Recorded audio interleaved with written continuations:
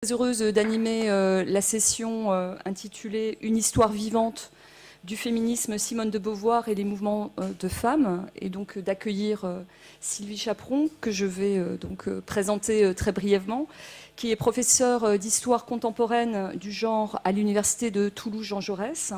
Elle est autrice d'une thèse portant sur le creux de la vague, qui est donc la période de reflux, de recomposition et de redéfinition des mouvements de femmes entre 1945 et 1970. Elle s'est ensuite orientée vers l'histoire de la sexualité, et plus précisément la constitution de la sexologie, science qui prétend connaître rationnellement la sexualité et la différence des sexes. Elle a également contribué à créer l'axe genre de Framespa, qui est une UMR, donc à l'université de Toulouse, ainsi que le réseau interuniversitaire et interdisciplinaire en études de genre Arpège. Elle a aussi organisé de nombreux colloques, dont l'un qui nous intéresse plus particulièrement, le cinquantenaire du deuxième sexe, en 1999 avec Christine Delphi, qui a été suivi par une publication des actes en 2002. Et elle a publié plusieurs ouvrages individuels et collectifs. Et les deux ouvrages individuels dont je vais citer le titre sont Les origines de la sexologie 1850-1900, donc paru en 2012, et en 2000, donc moins récent, Les années Beauvoir 1945-1970 chez Fayard. Je voudrais profiter aussi de cette présentation pour remercier les organisatrices et organisateurs de Cité Philo et de ce festival très riche. Et la façon dont nous allons procéder, enfin organiser la séance, Sylvie parlera pendant environ 3/4 d'heure et s'en suivra une discussion d'abord toutes les deux, mais bien sûr, nous passerons la parole rapidement à la salle pour des questions et des débats et discussions sur le sujet de la présentation. Donc, Sylvie. Merci, merci beaucoup Hélène. Merci aux organisateurs, organisatrices de ce festival et de leur accueil si chaleureux. Merci de m'inviter. Donc je vais parler effectivement de Simone de Beauvoir, mais surtout de son impact sur le mouvement féministe français, parce qu'il y a une vulgate qui continue un petit peu à circuler et à être diffusée, affirmant que finalement les Françaises n'ont véritablement découvert Simone de Beauvoir qu'à travers les yeux des Américaines, et notamment quand l'ouvrage de Betty Friedan, La femme mystifiée, a été traduite en français. Où effectivement Betty Friedan s'appuie beaucoup sur le deuxième sexe. Mais en fait, moi, je m'inscris un petit peu en faux contre cette idée parce qu'en fait, le deuxième sexe est vraiment un ouvrage autour duquel se positionnent différents tendances et courants du féminisme français. C'est bien sûr pas le seul ouvrage à faire ça, mais quand même, il a un rôle très pivot. Et voilà, c'est ce que je vais essayer de rappeler. Alors, c'est bien sûr en écho par rapport au thème de ce festival, féminin, singulier, universel, parce que Simone de Beauvoir a vraiment posé les bases d'une position universaliste et d'une position qui réduit à presque rien le féminin, hein, en tant que donnée biologique d'une part, mais surtout comme donnée culturelle. Elle appelle les femmes à faire comme les hommes, en fait. Hein. C'est un petit peu la conclusion du deuxième sexe. Et cette position-là, bien sûr, elle va être très critiquée à différentes étapes de la constitution du mouvement féministe. Alors, le deuxième sexe, vous le savez, sort en 1949, et on peut dire qu'il a un rôle un peu de chaînon manquant, hein, si on peut dire, ou de transition entre la première vague féministe qui s'est étiolée dans les années 30 et 40, et la deuxième vague féministe qui va véritablement surgir dans les années 70 en France. Alors bien sûr, je ne suis pas une fétichiste de ce terme de vague, j'en connais les limites, hein, et notamment l'idée que ça homogénéise des mouvements qui sont toujours conflictuels. Et d'ailleurs, on va le voir, hein, dans l'émergence de la deuxième vague, il y a déjà des conflits qui apparaissent. Alors, Simone de Beauvoir est vraiment la figure marquante de ce que j'ai appelé effectivement dans ma thèse le creux de la vague, c'est-à-dire cette période où le mouvement féministe décline, où même l'usage du mot féminisme, le mot féministe devient presque un gros mot dans les années 40, dans les années 50, plus personne ne se place dans ce sillage et cet étendard-là. Et puis la réémergence d'un nouveau féminisme dans les années 70, mais qui est redéfini et qui n'est plus le même que celui qui existait dans la première vague. Et Simone de Beauvoir joue un rôle très important dans cette redéfinition du féminisme.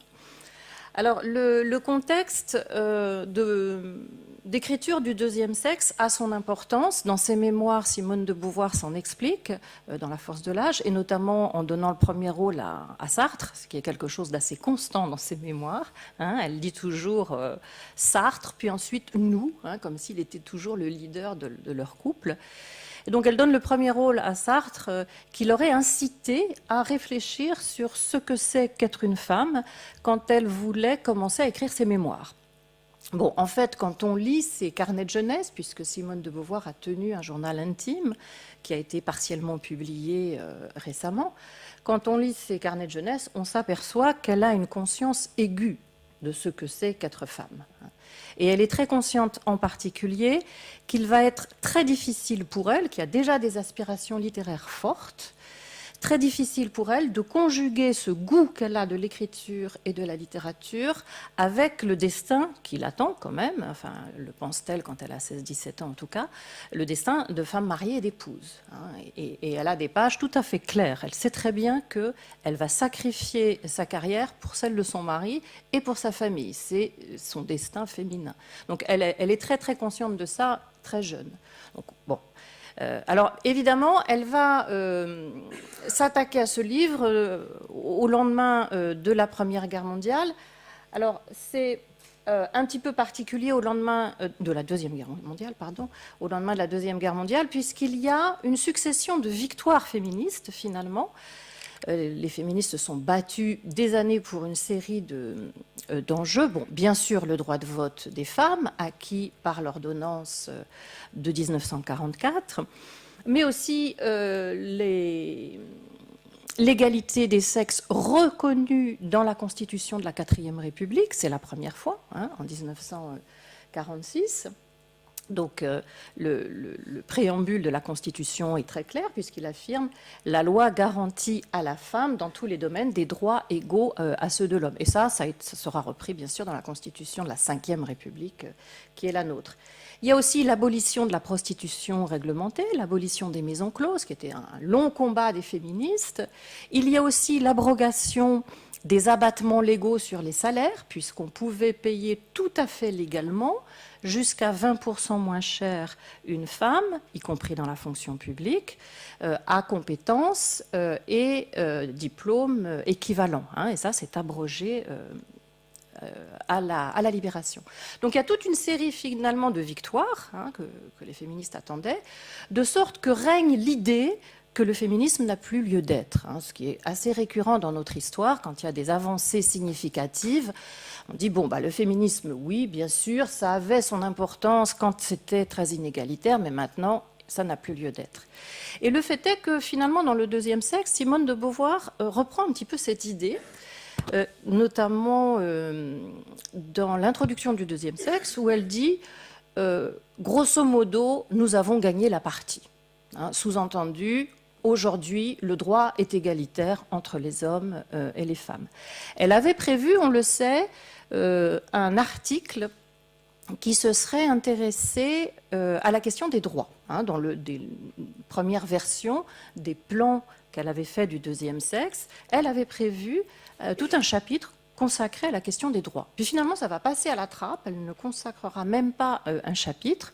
En fait, la question du droit ne l'intéresse pas. Et ce qui avait été le ressort principal du féminisme de la première vague, pas exclusif, mais principal, qui était justement de réclamer des droits égaux, ça n'est pas son problème. Elle ne s'y intéresse pas. Elle va complètement déplacer le regard de la question des droits sur le terrain du vécu. hein. Et ce qu'elle va réclamer, c'est davantage que les femmes puissent se réaliser en tant que sujet, plutôt que la question de l'égalité des droits. Alors, le deuxième sexe, sort dans un contexte tout à fait particulier, qui est celui de la guerre froide. Je vous ai mis ici des illustrations que vous avez sans doute déjà vues, parce qu'elles sont très classiques dans les manuels d'histoire du secondaire, où on a des affiches comme ça, dénonçant ce que fait l'autre camp, hein. La pieuvre tentaculaire des États-Unis qui, par le plan Marshall, vient contrôler toute l'Europe, et inversement, le Staline, hein, qui vient poser son poignard dans toutes les nations européennes, et y compris la France. Donc nous sommes dans un climat de très forte division entre les pro-atlantistes et les pro-soviétiques. Et au moment où sort le deuxième sexe, il va être pris dans cette véritable tourmente. Alors cette guerre froide, elle n'a pas que des enjeux, comme vous le savez, politiques, partisans, hein, de positionnement des partis politiques. Elle traverse toute la société et toute la culture, et en particulier tous les intellectuels. Or, Simone de Beauvoir, Sartre et d'une manière générale les temps modernes, qui ont formé la revue par excellence de l'intellectuel engagé, hein, les temps modernes, ont décidé pendant un temps, fort court parce que c'est guère tenable, mais ont décidé de ne pas choisir un camp, hein, ont décidé le non-alignement. Et c'est ce qui fait que les temps modernes critiquent à la fois les goulags soviétiques et à la fois la ségrégation raciale aux États-Unis. Donc, ils vont être vraiment pris sous les feux de la rampe, hein, de ces deux camps. Donc, le deuxième sexe va être très violemment critiqué au moment où il sort. Et là, je vous ai mis une citation de Simone de Beauvoir de La force des choses, où elle raconte un petit peu le contexte très agressif à la sortie du deuxième sexe, les lettres d'injures qu'elle a reçues. Insatisfaite, glacée, pris à pic, nymphomane, lesbienne, 100 fois avortée, je fus tout et même mère clandestine. On m'offrait de me guérir de ma frigidité, d'assouvir mes appétits de goule, on me promettait des révélations en termes orduriers, mais au nom du vrai, du beau, du bien, de la santé, et même de la poésie indignement saccagée par moi. Alors c'est vrai qu'elle a subi, hein, des agressions. Pendant un temps, elle cesse de faire ce qu'elle avait toujours fait, c'est de travailler dans les cafés parisiens, hein. Elle travaille chez elle, elle renonce à sortir, il y a vraiment un climat très agressif. Et il va y avoir pendant plusieurs mois une flambée de publications critiques par rapport au deuxième sexe. Et on va voir se dessiner ce que Simone de Beauvoir appelle la chiennerie française, quatre grandes familles, on va dire politico-intellectuelles, qui prennent parti pour ou contre le deuxième sexe. Alors, du côté de la droite catholique traditionnelle, c'est François Mauriac, qui est représenté ici, hein, qui va lancer la critique sur le deuxième sexe dans un éditorial du Figaro, où il appelle la jeunesse chrétienne de 20 ans à réagir contre la décadence de la littérature. Il a des mots très durs, hein, une littérature qui donne la nausée. Bon, évidemment, vous voyez le clin d'œil contre Sartre là-dessus. Une littérature de bas étage qui flatte les bas instincts. Et le deuxième sexe de Simone de Beauvoir est montré en illustration justement de cette vile littérature. Et pendant plusieurs mois, les chrétiens ou pas chrétiens d'ailleurs, mais plusieurs intellectuels vont effectivement envoyer des lettres au Figaro qui seront publiées dans les suppléments du Figaro littéraire pour ou contre, hein, le deuxième sexe de Simone de Beauvoir, ou plus généralement d'ailleurs l'état décadent de la littérature au lendemain de la Deuxième Guerre mondiale. Alors les communistes emboîtent très vite le pas. Et je vous ai représenté ici Jean Canapin, qui est un agrégé de philosophie, un intellectuel du Parti communiste, et qui embrigade les revues intellectuelles du Parti communiste à la même époque, notamment dans la guerre froide et la défense du camp soviétique. Et Jean Canapin a un article très dur sur le deuxième sexe de Simone de Beauvoir, où d'ailleurs, et assez curieusement, il dit à peu près la même chose quand même, hein, que la littérature est effectivement en train de tomber, hein, que la littérature française périclite, que Simone de Beauvoir fait une apologie de l'avortement et de l'inversion sexuelle. Et il appelle la France à se ressaisir et il affirme que les communistes sont les seuls à lutter réellement pour une littérature noble, digne de ce nom. Alors bien sûr, il y a la petite patte communiste qui est rajoutée, puisque tout ceci viendrait des États-Unis, hein, et il cite d'ailleurs comme preuve les rapports Kinsey, qui ont le premier rapport Kinsey sur la sexualité masculine, qui a été traduit en 1948 en français, et qui serait là aussi dans cette même décadence, hein, d'une littérature qui tombe dans les instincts sexuels les plus bas. Et puis on a d'autres critiques, hein, qui s'expriment dans les lettres françaises, Marie-Louise Baron, Jeannette Prenant, hein, avec des mots très très durs, hein, disant d'ailleurs que Renaud Billancourt, hein, les ouvrières de Renaud Billancourt rigoleraient bien devant le petit manuel d'émancipation sexuelle que vient de rédiger Simone de Beauvoir. Alors on a deux autres familles politico-intellectuelles qui vont être beaucoup plus nuancées, beaucoup plus favorables au deuxième sexe, et en particulier les chrétiens progressistes. Là j'ai représenté Emmanuel Mounier, donc un philosophe chrétien, fondateur du personnalisme, fondateur aussi de la revue Esprit, qu'il est en train de lire là. Et il écrit justement dans cette revue une chronique assez positive. Alors bien évidemment, il n'adhère pas à tout, hein, notamment l'athéisme de Simone de Beauvoir, le refus du mariage qu'elle met en avant, l'avortement qu'elle réclame. Donc il n'adhère pas à tout, mais quand même il salue le courage de Simone de Beauvoir qui ose poser sur la scène publique des questions taboues et des questions très importantes à propos de la sexualité. Et il sera d'ailleurs très critiqué par les autres camps, hein, pour avoir fait cette... Jean-Marie Doménac a des positions très similaires. La revue Réforme, hein, une revue protestante, a aussi une position très similaire d'accompagnement et de critique positive du deuxième sexe. Et puis on a aussi un autre camp qui sont, on va dire, les intellectuels de gauche non communistes, hein, et qui sont d'ailleurs souvent proches de la Revue des Temps modernes, qui sont parfois même amis, hein, du couple Sartre-Simone de Beauvoir. Et là, je vous ai représenté Colette Audry, qui est une agrégée de lettres, professeure, mais qui est aussi une femme très engagée politiquement. Elle a été à la gauche de la SFIE, elle ira au PSU. Elle est aussi une amie de Simone de Beauvoir. Elles se sont rencontrées quand toutes les deux enseignaient dans le même lycée à Rouen. Et depuis, elles sont restées en contact. Alors, Colette Audry est beaucoup plus engagée politiquement que Simone de Beauvoir. Simone de Beauvoir ne s'est engagée que pendant l'occupation et après la Deuxième Guerre mondiale. Avant, comme Sartre, elle était dans une position assez apolitique, hein. Alors Colette Audry fait aussi un article très élogieux, hein, et d'ailleurs elle ne cessera de conférences en préface et d'articles de revenir à cet ouvrage pour en dégager les grandes lignes. Alors ce qui est intéressant dans cette polémique donc, qui accueille le deuxième sexe, c'est d'une part que c'est très rare, hein, parce que quand vous avez un ouvrage écrit par une femme sur la question de la condition féminine, en général, ça ne fait pas les gros titres, hein. En général, ça passe complètement inaperçu.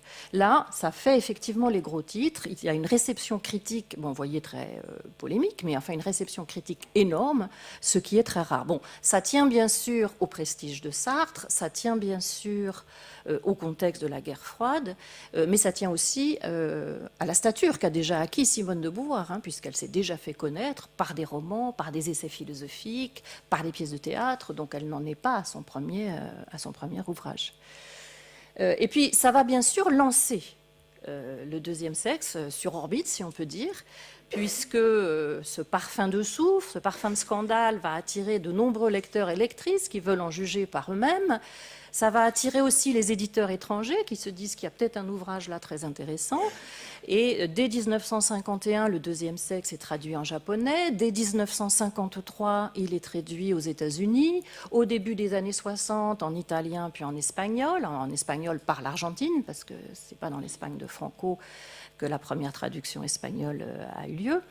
Voilà, et donc ça le lance véritablement sur orbite. Et cet ouvrage, qui est un ouvrage philosophique, qui est un ouvrage jargonnant quand même, avec des concepts tels que immanence, transcendance, en soi, pour soi, situation, liberté, enfin, c'est un ouvrage existentialiste qui fait plus de 1000 pages, 2 volumes, très, très important. Cet ouvrage sera un best-seller, alors que franchement, dans l'écriture, rien ne prédisposait à ce que ce soit un ouvrage très, très acheté, très lu, très vendu. Alors, ce qui est intéressant aussi dans cette polémique, c'est qu'elle va se consacrer, surtout sur 3 chapitres. C'est vraiment ces 3 chapitres qui polarisent la critique. 3 chapitres sur 12 quand même, parce que l'essentiel du deuxième sexe ne porte pas sur les questions sexuelles.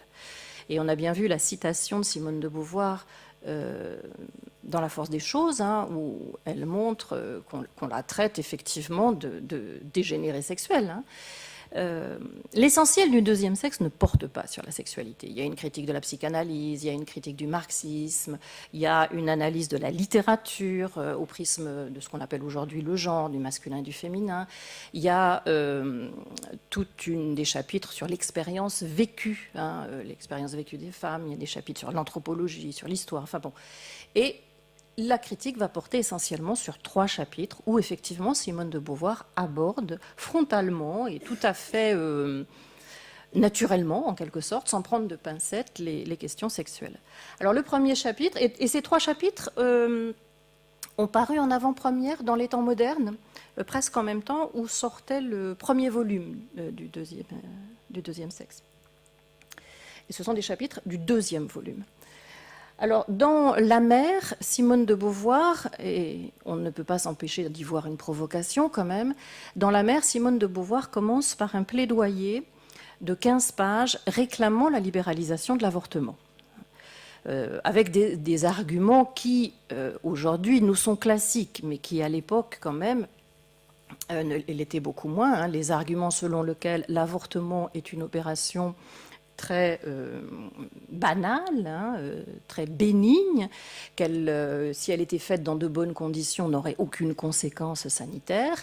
Mais, dit-elle, le code pénal insiste pour qu'elle se fasse dans des conditions sanitaires déplorables, d'où effectivement les avorteuses, d'où les auto-avortements, d'où les mutilations, etc., etc. Et d'où aussi une très forte inégalité, ce qu'elle souligne, entre les femmes qui peuvent se payer un médecin complaisant ou partir à l'étranger ou pour le faire dans de bonnes conditions, et des femmes qui en sont réduites à aller chez des avorteuses ou à s'auto-avorter. Alors la réclamation, la demande du libre avortement n'est pas complètement nouvelle. Il y a eu, bien sûr, dès la fin du XIXe siècle d'ailleurs, les anarchistes, les libertaires, les néo-malthusiens, Victor Marguerite, des féministes, Madeleine Pelletier, Nelly Roussel, pour réclamer la liberté de l'avortement, avec les mêmes arguments d'ailleurs, et puis avec un argument essentiel qui est la libre possession de son corps. Ton corps est à toi, dit Victor Marguerite, dans un livre célèbre de Victor Marguerite. Et Simone de Beauvoir dit la même chose. La liberté pour les femmes, dit-elle, commence au ventre. C'est vrai que tant qu'on n'a pas la liberté du ventre, eh bien, on n'a pas la libre disposition de soi-même. Donc tous ces arguments n'étaient pas complètement nouveaux. Ce n'est pas Simone de Beauvoir toute seule qui les a trouvés. Mais ils avaient complètement disparu depuis la loi 1920 et la loi 1923, l'incitation au crime d'avortement était passible de poursuite. Et donc tous les militants qui faisaient un peu de propagande ou en tout cas de l'information sur cette question-là ont été censurés, ont été pour certains emprisonnés, et au lendemain de la Deuxième Guerre mondiale, plus personne ne réclame la libéralisation de l'avortement. Donc elle renoue avec un radicalisme qui avait disparu. Dans La Mère, elle critique aussi l'idée que le destin féminin par excellence, c'est la maternité. L'idée que les femmes ne se réalisent pas tant qu'elles ne sont pas mères. Elle dit que cette idée-là a tout juste la valeur d'un slogan publicitaire. Donc elle est effectivement très, très ferme dans sa critique. Et elle montre au contraire que la maternité, dans l'état actuel où elle se passe, dans les années 40, est un piège pour les femmes qui, du coup, effectivement, renoncent à tout le reste et ne perdent très souvent leur propre autonomie dans cette histoire. Et puis surtout que c'est une maternité forcée puisqu'il n'y a ni avortement ni contraception. Alors évidemment, elle réclame aussi la contraception. Mais ça lui paraît presque tellement évident que la contraception doit être libéralisée à une époque où elle ne l'est pas. Je vous rappelle qu'il faudra attendre 67 et même plus tard pour que la contraception devienne légale. Ça lui paraît tellement évident qu'elle n'y consacre que très peu de pages en fait à cette question de la contraception. Le deuxième chapitre qui va s'attirer les foudres des critiques, c'est un chapitre, alors là on comprend bien mieux rien qu'à son titre, la lesbienne, on comprend bien mieux que ça irrite les contemporains de Simone de Beauvoir. Parce que la lesbienne, aujourd'hui nous sommes plus accoutumés à ce terme, il y a eu un mouvement lesbien, il y a eu une littérature lesbienne, mais au moment où Simone de Beauvoir écrit, la lesbienne, ça renvoie soit à la pornographie, c'est un motif très classique de la pornographie, soit à la littérature médicale, et qui pathologise tout de même l'homosexualité tout court et l'homosexualité féminine en particulier. Donc le fait qu'elle fasse un titre de chapitre sur la lesbienne et qu'elle consacre effectivement tout ce chapitre à la question de l'homosexualité féminine, là, il y a une vraie nouveauté. Le mouvement féministe de la première vague n'a jamais abordé la question de l'homosexualité féminine. Ça ne faisait pas partie du tout de son référentiel culturel, ni même d'une quelconque revendication. Donc là, il y a une vraie nouveauté. Alors dans ce chapitre, qui aujourd'hui, bien évidemment, nous paraît daté, parce qu'il y a eu le mouvement homosexuel des années 70, mais en 1949 est extrêmement progressiste, puisque dans ce chapitre, Simone de Beauvoir met en pièces toutes les théories qui font de l'homosexualité une pathologie. Et elles sont nombreuses, les théories. La théorie de la dégénérescence, la théorie de la sexologie d'une déviation sexuelle, la théorie psychanalytique de la fixation à un stade sexuel infantile. Elle met en pièces toutes ces théories pour affirmer quelque chose qui est sans doute assez étonnant encore aujourd'hui, mais pour affirmer que c'est un choix, que l'homosexualité est un choix. Et un choix, dit-elle, fait en situation. Et elle affirme que pour les femmes qui veulent l'égalité dans la sexualité, c'est plus facile à obtenir avec une femme qu'avec un homme. Donc elle va même rendre le lesbianisme comme un choix de l'égalité sexuelle, en fait. Bon, alors évidemment, il ne faut pas non plus lui faire dire ce qu'elle n'a pas dit. Elle n'en est pas à réclamer le lesbianisme politique comme ça existera dans les années 70. Pour elle, tout de même, ce qu'il vaut mieux, c'est changer l'hétérosexualité pour qu'elle soit égalitaire et ne pas s'enfermer dans l'homosexualité. Donc elle voit l'homosexualité un peu comme un passage pour s'affirmer comme sujet sexuel, en quelque sorte. Et puis vous avez l'initiation sexuelle de la jeune fille, qui est aussi au cœur de cette polémique, qui est d'ailleurs, c'est ce chapitre-là que François Mauriac cite. Il dit, de mémoire, est-ce qu'un chapitre sur l'initiation sexuelle de la jeune fille a bien sa place dans une grave revue littéraire de nos jours? Parce qu'elle était parue, effectivement, ce chapitre était paru dans les temps modernes. Donc cette idée qu'on puisse débattre des questions sexuelles comme ça dans des revues prestigieuses, c'est pour lui insupportable. Alors, dans l'initiation sexuelle de la jeune fille, en fait, Simone de Beauvoir raconte presque de l'intérieur, si on peut dire, presque de l'expérience vécue, ce que c'est pour une jeune fille que de vivre la puberté, que de découvrir les règles, à une époque où l'éducation sexuelle est inexistante ou très réduite, à une époque aussi où les règles sont quand même vues comme le signe de la faiblesse féminine par excellence, signe de la faiblesse de ce sexe. Ce que c'est aussi d'avoir le corps qui se transforme, les seins qui poussent, et donc d'être vue comme une femme alors que dans sa tête on est encore presque une enfant. Et dit-elle, la jeune fille se transforme en proie pour les hommes. Et en fait, elle met avant l'heure, elle met le doigt sur cette drague lourde, les regards dans la rue, les sifflements, voire les pincements de fesses, tout ce qu'on appelle aujourd'hui le harcèlement sexuel de rue. Bon, évidemment, elle n'a pas cette terminologie-là, mais elle montre comment c'est dur pour les jeunes filles de se transformer, comme elle le dit, en proie. Et elle a d'ailleurs une analyse du rapport sexuel qui est assez crue, et elle dit que les rapports sexuels du côté masculin sont souvent décrits, vécus, mis en mots dans la littérature comme un vocabulaire guerrier, comme une action guerrière. L'homme conquiert, la femme succombe, se donne, il décharge, il bande comme on bande un arc. Donc elle montre tout le parallèle et la violence finalement de cette comparaison entre l'activité sexuelle conquérante de l'homme et la défaite des filles ou des femmes qui se donnent. Elle va jusqu'à dire, c'est un peu fort quand même, que toute première fois, que toute nuit de noces est vécue par la jeune fille comme un viol. Donc là, elle a effectivement des mots très très durs. Alors, évidemment, là encore, on peut y voir quand même une analyse féministe de l'inégalité qui peut exister dans la sexualité. Alors, ces 3 chapitres qui attirent la critique sont aussi ceux qui annoncent finalement les thèmes majeurs de la deuxième vague. Et c'est en cela qu'on peut dire que finalement Simone de Beauvoir, avec un vocabulaire qui lui est propre, avec des références culturelles des années 40, elle amène le regard quand même sur les futurs enjeux majeurs du MLF. La libéralisation de l'avortement, c'est évident, puisqu'on peut dire que tout le mouvement de libération des femmes a mis cette revendication-là comme une priorité, jusqu'à la loi Veil de 1975. Ça annonce bien évidemment la naissance d'un mouvement homosexuel, et notamment d'un mouvement lesbien, qui est tout à fait contemporain de la deuxième vague féministe.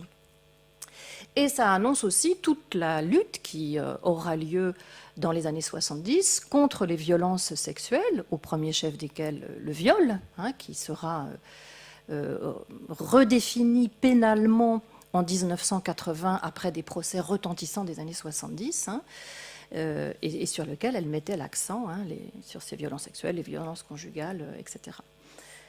Alors, tout cet ouvrage, en quelque sorte, annonce un peu des thématiques majeures des années 70.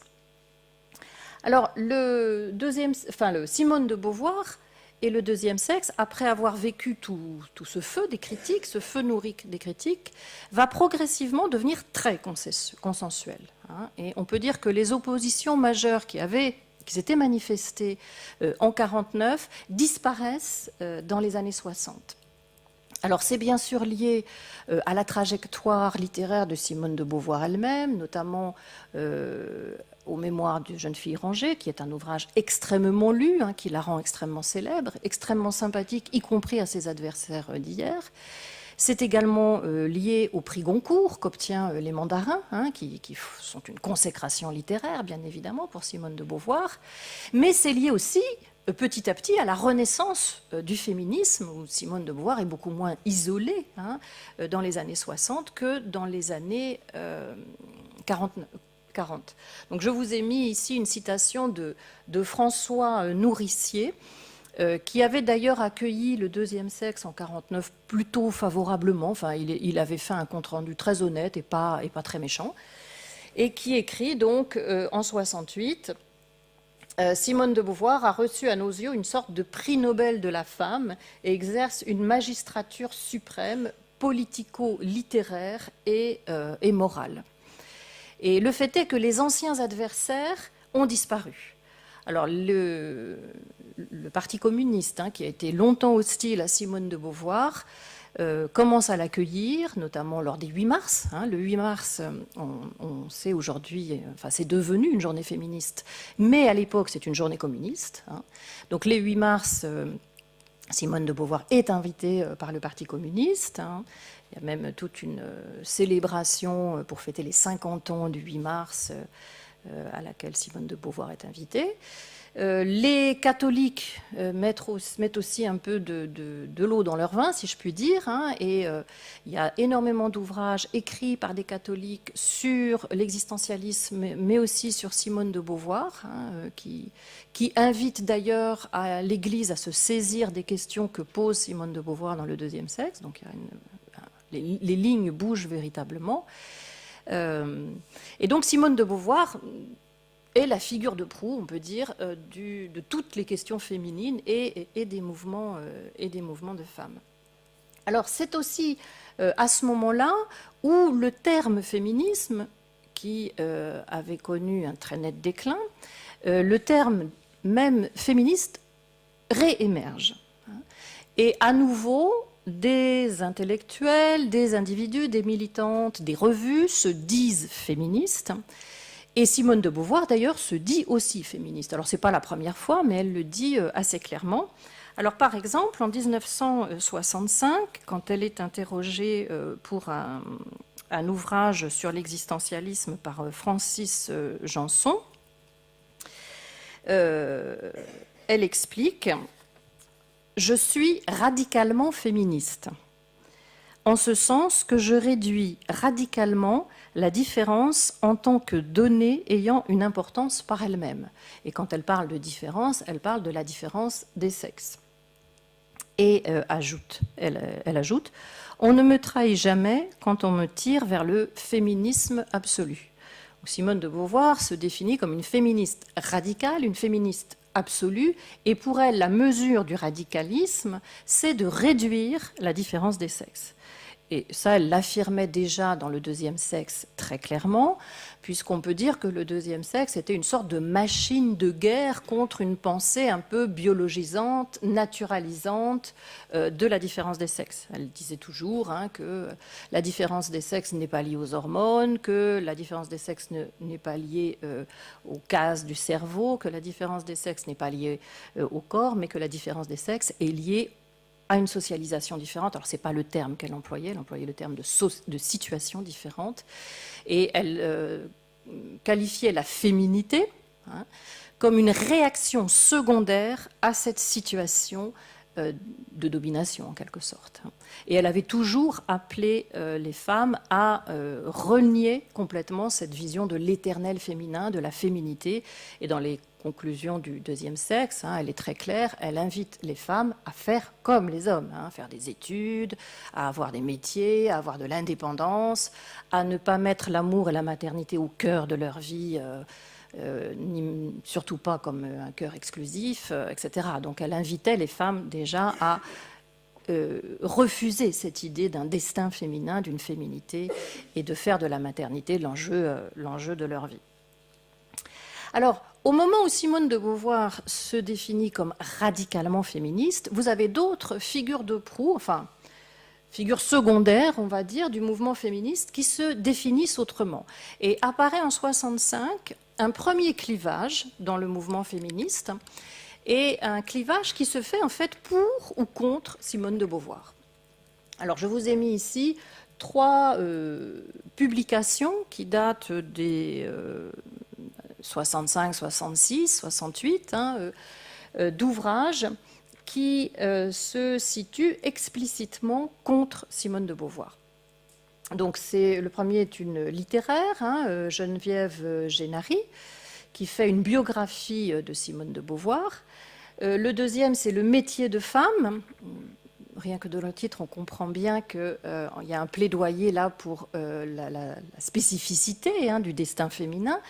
Le métier de femme de Ménie Grégoire. Donc Ménie Grégoire, je ne sais pas si vous vous rappelez, très connue à partir de 67 pour ses radios interactive, où elle fait intervenir, c'est la première à introduire ce concept-là dans les radios, où elle fait intervenir le public. Mais avant, c'est une journaliste qui publie dans plusieurs revues, notamment dans Esprit, et elle publie cet ouvrage, Le métier de femme, où en fait elle s'oppose clairement à Simone de Beauvoir parce qu'elle affirme une nature féminine différente et elle invite les femmes à ne surtout pas renoncer à cette nature féminine. Et le métier de femme, pour Ménie Grégoire, c'est la maternité, bien sûr.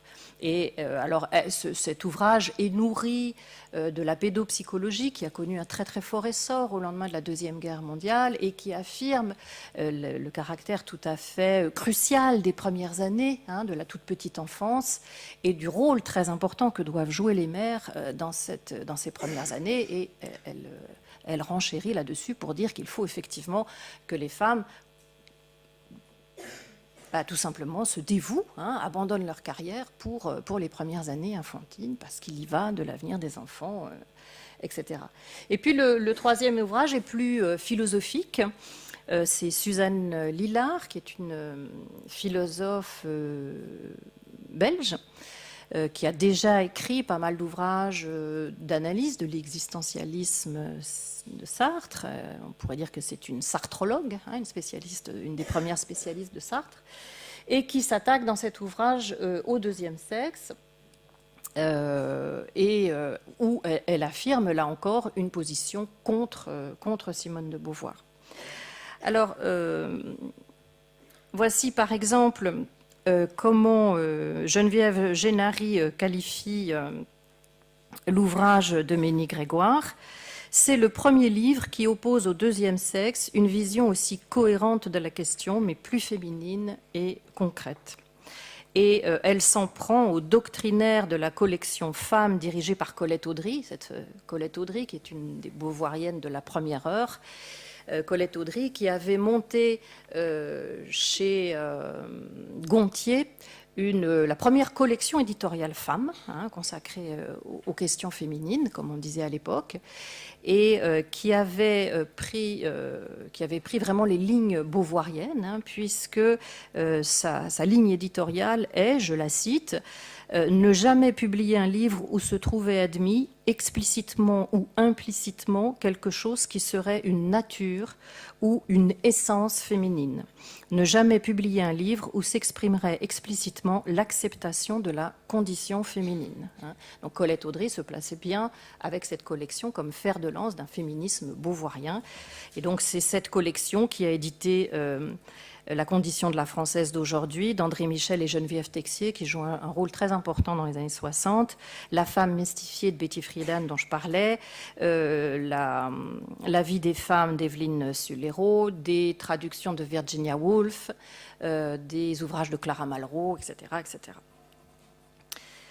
Alors donc là, on a un premier clivage qui se fait sentir. Je peux aussi citer à nouveau Geneviève Génary, qui est très explicite. Je dirais donc que partie d'un féminisme mesuré mais certain, j'ai été ramenée à la certitude d'une différence essentielle et d'une nature féminine irréductible. Donc on est bien au cœur de ce débat. La femme est-elle un humain universel ou bien y a-t-il une singularité féminine qu'il faut préserver? Alors ce ne sont pas que des débats, on va dire, parisiano-intellectuels. C'est aussi des débats qui se retrouvent à des niveaux de militantisme très concrets. Par exemple, à l'époque, c'est les 30 Glorieuses, c'est le plein emploi, la proportion de femmes sur le marché du travail s'accroît considérablement, et notamment des mères. Il y a une augmentation très très nette de la salarisation des mères. Et donc la fameuse double journée de travail devient un enjeu, y compris au niveau de l'État, qui va d'ailleurs créer le premier l'embryon d'un féminisme d'État, puisqu'il crée le comité de liaison des problèmes du travail féminin, dans lequel sont représentées toutes les tendances du mouvement des femmes, mais aussi les syndicats. Comment, voilà, que faut-il faire pour à la fois avoir les femmes sur le marché du travail, on a besoin d'elles, ce sont les 30 glorieuses, mais ne pas tout de même compromettre le bonheur familial et ne pas arriver au surmenage des femmes. Et il y a deux positions très explicites qui se font. L'une portée notamment par les catholiques et la CGT, par le mouvement familial catholique, le mouvement féminin catholique et par la CGT, qui affirme qu'il faut réduire la durée du travail, donner des départs à la retraite plus précoces dès 55 ans aux mères, donner des congés parentaux assez longs avec reprise du travail par la suite, bref, qui veulent aménager le travail salarié pour les mères. Et puis on a les féministes et la CFDT de l'autre côté qui veulent absolument pas des mesures spécifiques pour les femmes, qui risqueraient de se retourner contre elles et de les minorer sur le marché du travail, mais qui incitent à la réduction du temps de travail pour tous. C'est le grand slogan à l'époque, réduction du temps de travail pour tous, hommes et femmes, et qui invite aussi à multiplier les crèches, à multiplier les écoles maternelles. Donc vous voyez que ce sont des enjeux qui se retrouvent, y compris dans un militantisme très concret. Et la revendication du travail à temps partiel est aussi portée par les organisations qui veulent une réduction du temps de travail pour les femmes spécifiquement. Alors ce premier clivage va rejouer par la suite. Alors bon, ça je passe. Notamment quand va exploser en France la deuxième vague, le mouvement de libération des femmes. Alors je vous ai mis ici une des premières sorties publiques du mouvement des femmes. Nous sommes le 26 août 1970, quand une poignée de féministes, elles sont très très peu nombreuses, elles sont 9 au total, donc on ne peut pas parler encore d'un mouvement évidemment, c'est un petit groupe, un groupuscule, décident de faire un coup d'éclat.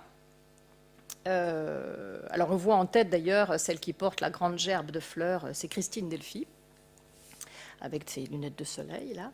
Et elles vont donc tout en haut des Champs-Élysées, sur la tombe du soldat inconnu, où chaque 11 novembre, et notamment cette année, il y a eu des commémorations tout à fait importantes, et elles viennent mettre une gerbe de fleurs à la femme du soldat inconnu, avec comme slogan « Il y a plus inconnu que le soldat inconnu, : sa femme ».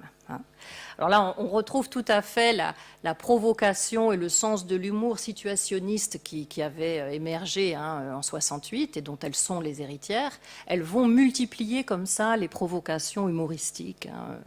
Alors vous voyez qu'il y a un gendarme au premier plan qui les arrête. Il est bien évidemment interdit. C'est une sorte de sacrilège laïque que de venir profaner comme ça la tombe du soldat inconnu. Donc elles sont arrêtées et elles découvrent à cette occasion qu'il y a un petit commissariat dans un des pieds de l'Arc de Triomphe dans lequel elles vont être interrogées. Puis finalement, elles seront bien sûr libérées très rapidement. Alors pourquoi elles font ça ?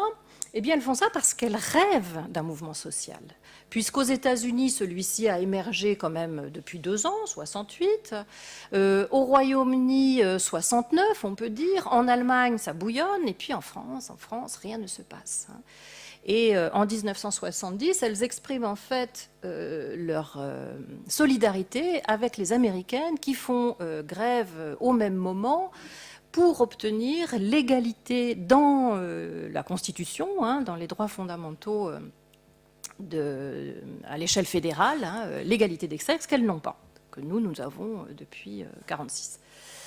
Donc elles expriment leur solidarité mondiale.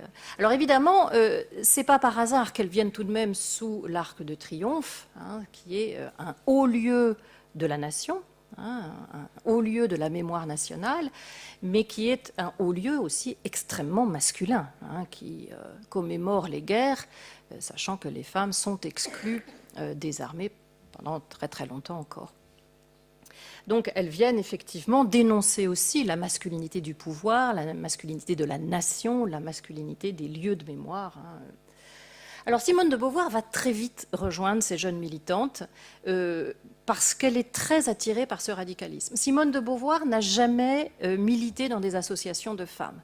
Elle a cautionné, donné son nom, fait des préfaces, fait des conférences, mais elle n'a jamais milité parce qu'elle trouvait que toutes les associations, y compris le mouvement français du planning familial, qui pouvait quand même avoir un certain radicalisme, elle les trouvait pas assez radicales. Donc elle s'ennuyait en fait, et ça ne l'intéressait pas. Là, elle va les rejoindre parce qu'elle a l'impression de se retrouver finalement, hein, si elle pourrait être leur grand-mère, mais finalement, elle a l'impression d'avoir le même âge qu'elle. Et elle va très fortement accueillir les militantes du deuxième sexe, notamment, bien sûr, pour la première action commune qu'elles font, c'est ce fameux manifeste des 343 qui déclare ouvertement, nominalement, avoir avorté dans un manifeste publié par le Nouvel Observateur en avril 1971, manifeste qui va être repris par Le Monde, par Charlie Hebdo avec sa façon très particulière, puisqu'il va dire qui a engrossé les 343 salopes. Hein. Du coup, on parle beaucoup de ce manifeste des 343 salopes. Elles ne sont pas appelées comme ça, c'est Charlie Hebdo hein, qui les a... Bien, et donc ce manifeste est très très court. Hein. Il affirme que des milliers de femmes se font avorter chaque année, qu'elles le font dans des conditions dangereuses. Je déclare être l'une d'entre elles. Et suivent 343 signatures, donc de femmes disant clairement qu'elles ont fait une action hors la loi. Alors ce manifeste va avoir plein de petits, puisqu'il va y avoir des manifestes de médecins déclarant avoir avorté. Il va y avoir des manifestes en Italie, en Allemagne, en Belgique. Hein, donc ça, cette chose-là est reprise. Et ce manifeste, il est fait par des militantes du MLF, mais aussi grâce au soutien de Simone de Beauvoir, qui les a accueillis, qui a ouvert son carnet d'adresses, qui a permis des contacts facilités avec les médias et qui a donc permis aussi que l'ouvrage ait un impact très important. Elle va aussi ouvrir les colonnes des temps modernes à ces jeunes femmes qui vont tenir une chronique très impertinente qui la fait beaucoup rire. Hein. Elle aime beaucoup recevoir les jeunes femmes dans son petit salon de la rue de Schœlcher, là, puisque elles tiennent la chronique du sexisme ordinaire avec beaucoup d'humour, beaucoup d'impertinence. Hein. Voilà. Alors, ceci dit, Simone de Beauvoir choisit son camp. Hein, dans le MLF, puisque le MLF est très divisé et il y a plusieurs tendances qui vont s'exprimer. Et parmi ces tendances, il y a notamment les féministes qui vont se dire révolutionnaires, qui vont se dire matérialistes, hein, qui sont notamment réunies dans une revue qui est fondée en 1977 et qui s'appelle Questions féministes, dans lequel on trouve Christine Delphi, dans lequel on trouve Monique Wittig, Nicole Claude Mathieu, Colette Guillaumin, etc., qui sont autant de chercheuses en sciences sociales, sociologues, anthropologues, qui poursuivent en fait la déconstruction du féminin, en quelque sorte, qu'avait initié Simone de Beauvoir dans le deuxième sexe. Et puis on a un autre camp, qui sont les féministes, on va dire, plus différentialistes ou féministes de la féminitude, et notamment au premier chef desquels Antoinette Fouque avec une maison d'édition qui s'appelle la Maison d'édition des femmes. Hein. Antoinette Fouque lance la science du féminin, la féminologie, hein, puisqu'elle veut mettre à jour justement le féminin capable d'offrir un autre modèle humain au masculin. Hein. Donc elle affirme très fortement la singularité du féminin. Alors, cette tendance du différentialiste va s'exprimer beaucoup dans la création et dans la création littéraire en particulier. Et notamment, il y a un article absolument retentissant de Hélène Cixous en 1975, dans un numéro de l'Arc consacré à Simone de Beauvoir, et qui appelle à une écriture féminine. Hein. Elle forge même le mot de sexte, hein, contraction de sexe et de texte. Hein. Il faut que les femmes produisent des textes en quelque sorte sexué, écrit à l'encre blanche du lait maternel, dit-elle. Alors c'est un texte qui n'est pas théorique, c'est un texte qui est plutôt poétique, mais qui invite effectivement les femmes à s'emparer de la littérature, à s'emparer de l'écriture, à s'emparer d'une manière générale de l'écriture, pour mettre en avant le féminin. Antoinette Fouque va même jusqu'à dire, quand elle ouvre notamment la maison des femmes, qu'elle veut promouvoir une écriture spécifiquement de femmes, non pas féminine, mais plutôt femelle, comme si on écrit avec ses tripes, avec son corps, avec son sexe. Donc là, on a une vision complètement différente. Et Simone de Beauvoir désapprouve complètement. Alors, elle ne se mêle pas trop des conflits du MLF, parce que bon, c'est très, très, très compliqué, donc elle y va avec... elle s'en mêle pas trop, mais enfin, clairement, pour elle, l'écriture, elle est universelle, elle n'est ni masculine, ni féminine. Bon, on a quand même eu une réflexion depuis sur ces questions-là.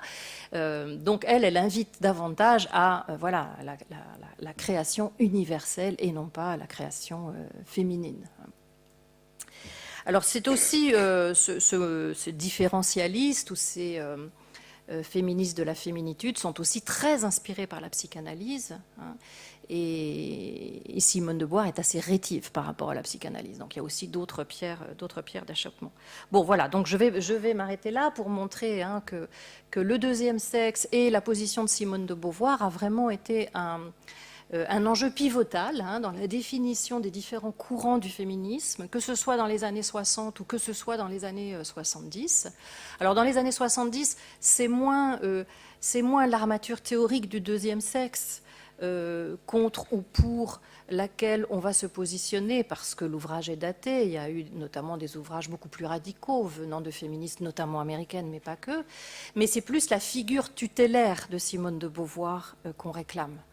Donc Simone de Beauvoir va patronner, elle est notamment directrice de la revue Questions féministes et directrice de la publication, va patronner les initiatives des féministes matérialistes, des féministes révolutionnaires, mais ne va pas du tout se rapprocher des féministes différentialistes qu'elle désapprouve plutôt. Voilà. Merci. On applaudit. Merci.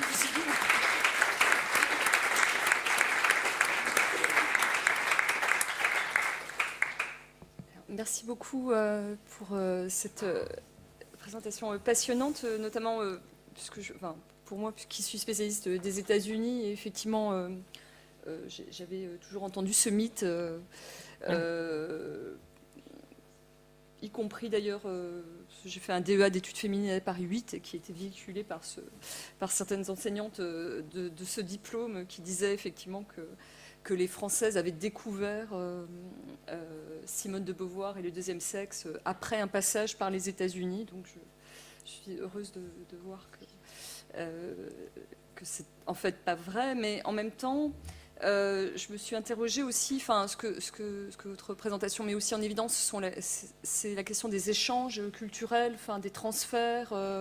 Il y a plusieurs moments où on voit que la question de la traduction, puisque pour le deuxième sexe, notamment la traduction en anglais, la première traduction en anglais en 1953 est extrêmement problématique parce qu'elle est... c'est une version, ce n'est pas l'intégralité du texte qui a été traduit, mais des morceaux, donc il y a eu beaucoup de... Donc ce que les Américaines découvrent en 1953 n'est pas le deuxième sexe, c'est une réécriture du deuxième sexe de toute évidence. Donc je m'interrogeais aussi sur ce que ça pouvait apporter, de redécouvrir le deuxième sexe à l'aune de son passage par les États-Unis, quand la version est en fait différente. Vous avez parlé aussi de Betty Friedan, qui est donc aussi féministe, qui a écrit aussi un ouvrage fondateur, qu'on considère comme étant fondateur des féminismes américains, notamment de la deuxième vague, donc La femme mystifiée, The Feminine Mystique. Et donc j'étais aussi intéressée par le fait que cet ouvrage avait été traduit donc en France également. Donc je voulais peut-être poser une première question qui est... aussi parce que Simone de Beauvoir va donc aux États-Unis en 1947, c'est ça. Donc je m'interroge aussi sur ces... alors, pas parce que je suis américaniste, pas forcément pour y voir une influence américaine, mais je me demande aussi ce que sa pensée sur les femmes a pu, ou comment cette pensée a été aussi influencée peut-être par son passage à elle, par les États-Unis. Est-ce que vous pourriez peut-être nous en dire plus? Oui, mais d'ailleurs, elle écrit l'Amérique au jour le jour, ce voyage qui est un parcours presque obligé pour les intellectuels à la libération. Les États-Unis, c'est les libérateurs, c'est la modernité, c'est le consumérisme. Enfin, ils rêvent tous d'y aller. Donc, effectivement, elle est très heureuse d'y aller. C'est là où elle rencontre Nelson Algren. Elle va avoir une liaison assez longue avec lui. Et il va lui faire connaître un petit peu les bas-fonds de Chicago, mais aussi d'autres villes de New York.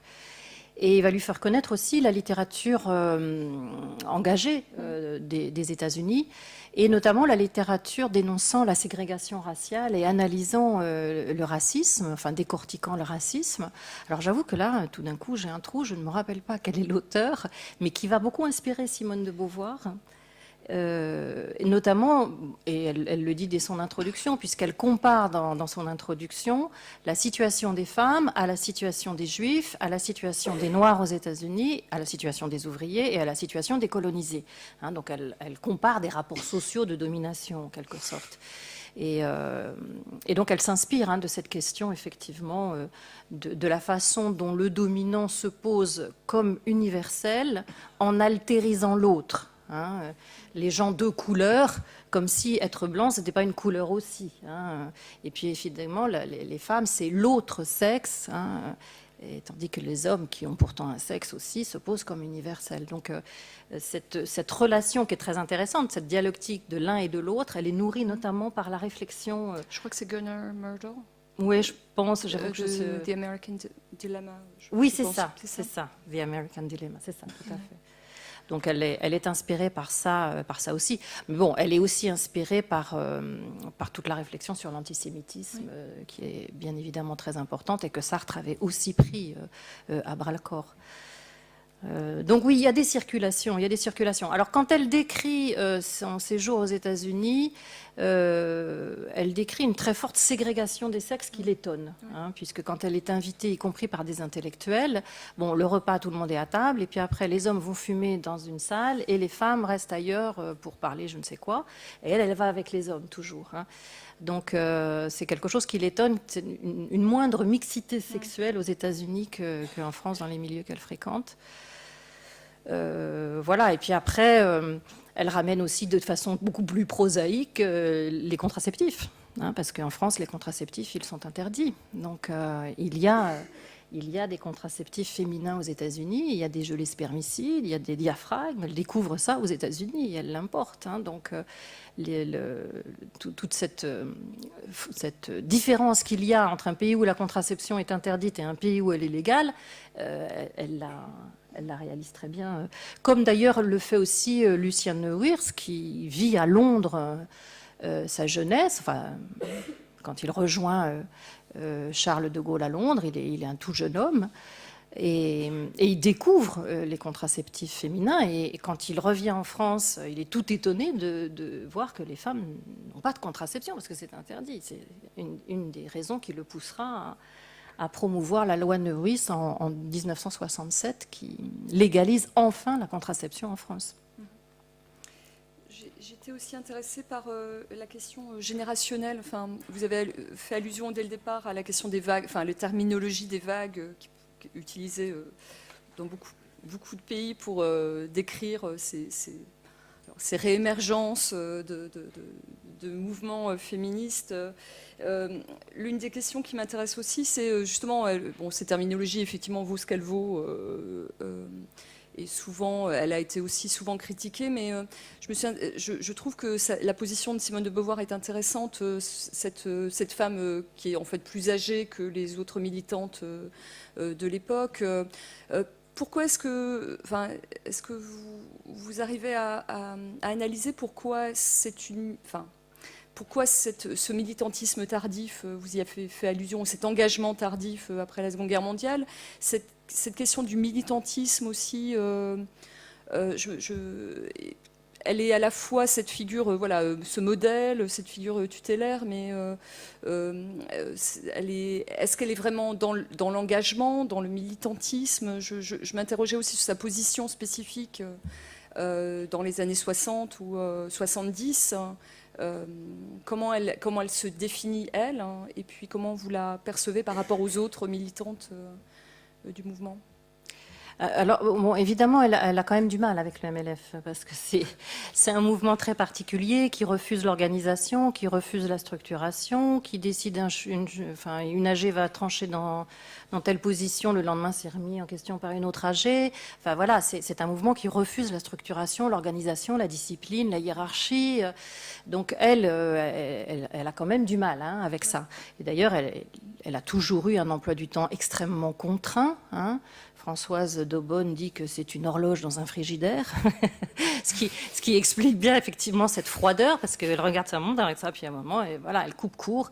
Elle a toujours eu un emploi du temps extrêmement chargé, parce qu'elle a bien sûr toujours voulu écrire tous les jours. Elle avait quantité d'engagement, parce que même si elle ne militait pas du côté des femmes, elle a fait beaucoup de choses contre la guerre du Vietnam, le tribunal Resser contre la guerre d'Algérie, etc. Donc elle avait énormément de rendez-vous, on va dire, militants. Et puis elle avait aussi beaucoup d'amis qu'elle continuait à avoir, des amants. Enfin bon, elle avait un emploi du temps extrêmement... Donc pour elle, le MLF, c'était une perte de temps. Donc elle n'y allait pas beaucoup quand même. Mais voilà, elle allait quand il fallait. Donc quand il y avait des manifestations, quand il y avait, par exemple, les journées de dénonciation des crimes contre les femmes, où il fallait se montrer. Et en fait, elle y allait avec une position pas du tout d'autorité, pas du tout une position verticale, au contraire. Elle écoutait plus qu'elle ne parlait, et même dans le domaine qui alors est le sien par excellence, c'est-à-dire les temps modernes, la chronique du sexisme ordinaire, puisque là, elle est dans son élément, c'est ce qu'elle a fait depuis que les temps modernes existent, les comités de rédaction. Elle n'impose pas ses points de vue. Elle dit quand elle n'aime pas les textes, elle demande éventuellement à ce qu'ils changent, mais si le groupe estime que le texte est bon et qu'il n'a pas à être changé, elle n'impose pas son point de vue. Donc elle est vraiment dans un rapport très démocratique, pas du tout hiérarchique. Mais comme Sartre, d'ailleurs, qui est au même moment et avec quantité de groupuscules gauchistes et qui n'est pas du tout dans une position d'autorité également. En fait, quand vous avez parlé de Simone de Beauvoir, je trouve le parallèle assez étonnant avec une autre figure alors cette fois du féminisme américain, qui est Susan B. Anthony, qui fait effectivement de la même façon la jonction entre deux générations, qui est donc une pionnière du mouvement féministe à la moitié du 19e siècle et qui, début du XXe siècle, devient une figure tutélaire qui me semble ressembler à celle de Simone de Beauvoir, même si Susan B. Anthony est probablement plus impliquée dans le déroulement au jour le jour du militantisme, mais qui effectivement reprend, réunit autour d'elle une nouvelle génération de femmes féministes, et qui fait cette jonction. C'est celle qui réussit le mieux la transition entre les générations. Donc je trouve que c'est assez intéressant de voir qu'il y a des figures de ce type qui permettent, ou autour desquelles se cristallisent ou se recristallisent des mouvements. Je me demandais s'il y avait, si ça c'était, comment dire, s'il était facile de dire pourquoi, ou ce qui dans ces femmes fait que de différentes générations peuvent se retrouver. Je me suis interrogée aussi sur ce qui fait que Simone de Beauvoir parle aussi à des femmes plus jeunes.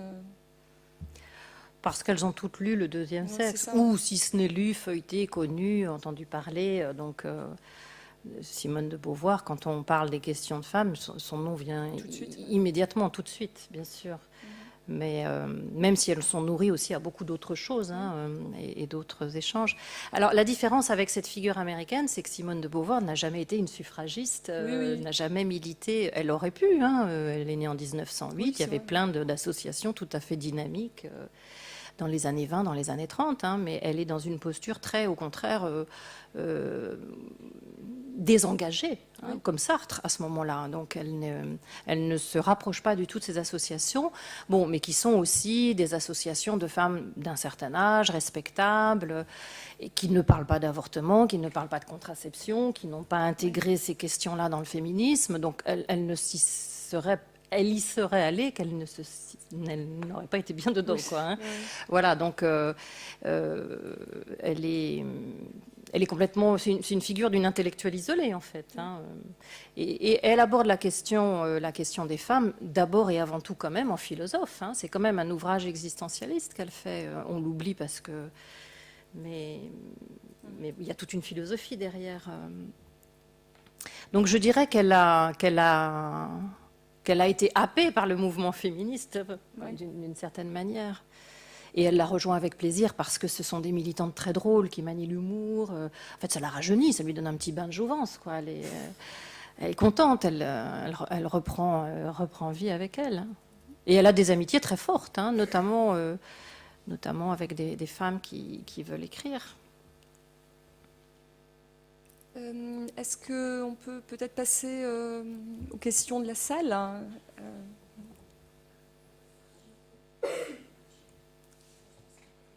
Il y a un micro.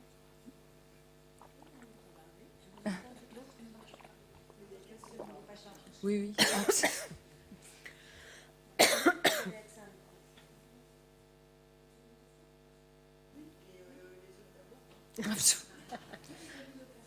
Oui, donc...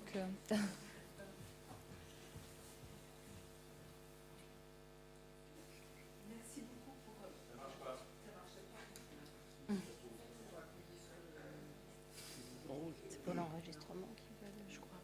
Je viens de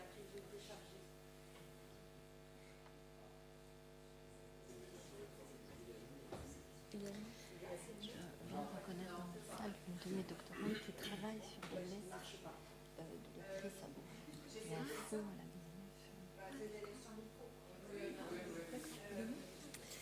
Elle est juste derrière.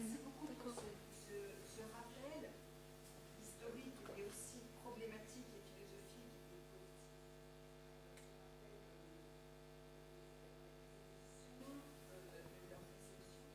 Et la question que j'ai vraiment très envie de vous poser, c'est aujourd'hui, donc début du XXIe siècle, maintenant, continue à être une figure littéraire, hein, comme vous l'avez évoqué, peut-être plus lointaine, peut-être aussi plus critiquée. Quelle est, à votre avis, historienne, mais aussi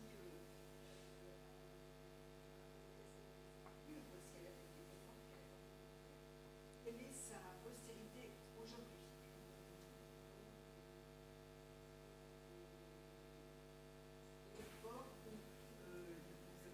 L'avortement et la fertilité, on est plutôt dans une période marquée par le sida, par d'autres femmes ont été beaucoup invisibilisées. Quel est, à votre avis, positivement et peut-être en termes de critique, la postérité actuelle? Il y a plusieurs postérités, en fait. En tant que figure reconnue, je pense que, bon, il faudrait faire des enquêtes plus précises, mais en fait, je pense que tout le monde sait plus ou moins qui elle est, Simone de Beauvoir. C'est une des rares intellectuelles qui garde une posture d'une femme très, très connue. Pas toujours d'ailleurs connue pour ses écrits, parfois aussi pour sa vie privée, qui a été très, très critiquée aussi. Hein. Il y a la postérité aussi, alors plus directement féministe. Est-ce que aujourd'hui, des jeunes femmes qui veulent connaître le féministe vont lire Simone de Beauvoir?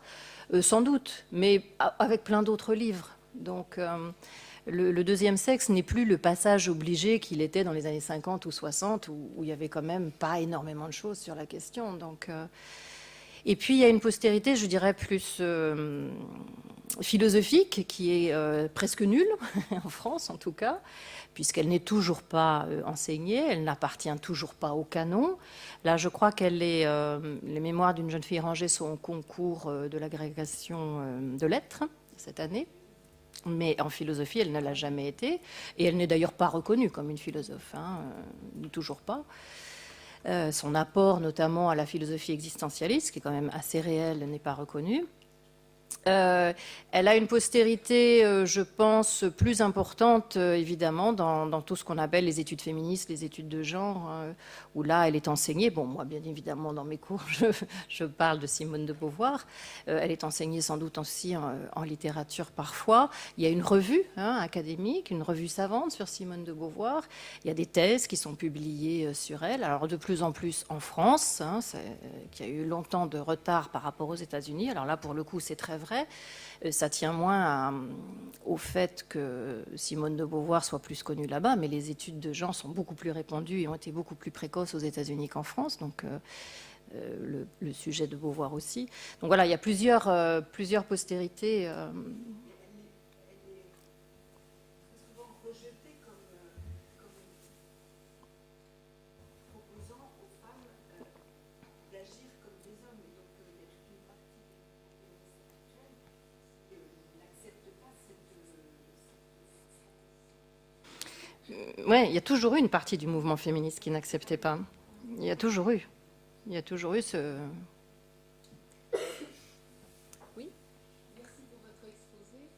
Ne pensez-vous pas que dans la littérature de l'époque, elle a suscité et proposé une possibilité d'écriture qui ont été relayées par des femmes beaucoup moins intellectuelles qu'elle, mais qui ont eu de plus grandes oreilles auprès du public.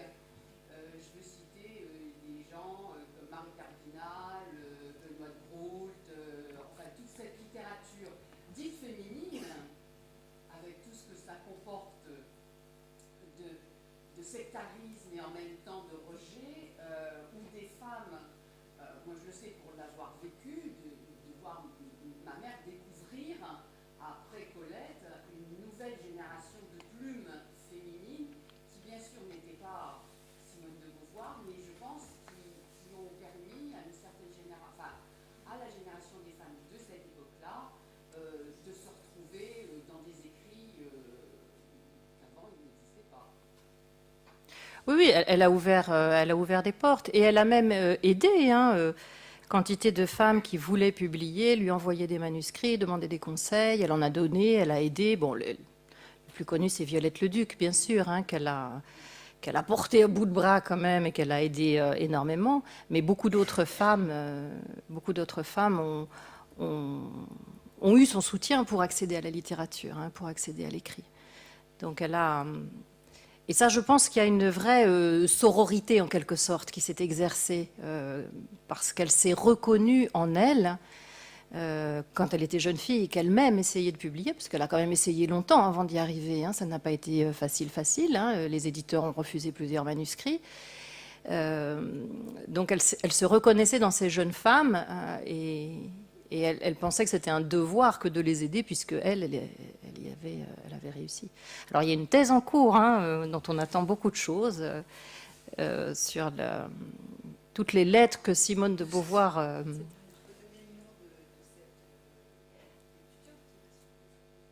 Ah non, ça c'est encore une autre étudiante qui ne va pas la soutenir tout de suite. C'est Marine Rouge qui est là et qui fait une thèse sur... sur les lettres qu'a reçues Simone de Beauvoir, parce que Simone de Beauvoir a reçu des milliers et des milliers de lettres. D'ailleurs, c'est un travail considérable de dépouillement, et notamment de jeunes femmes qui voulaient écrire. Est-ce qu'elle pourrait juste... Est-ce que vous pourriez dire deux mots de votre travail? Enfin, je suis désolée, je ne veux pas vous... Je vous ai mis là. Juste ce... Oui, alors en fait, ce sont des lettres qu'elle a reçues toute sa vie, depuis qu'elle rentre jusqu'à sa mort, il y en a environ 20 000. Elle va me détester.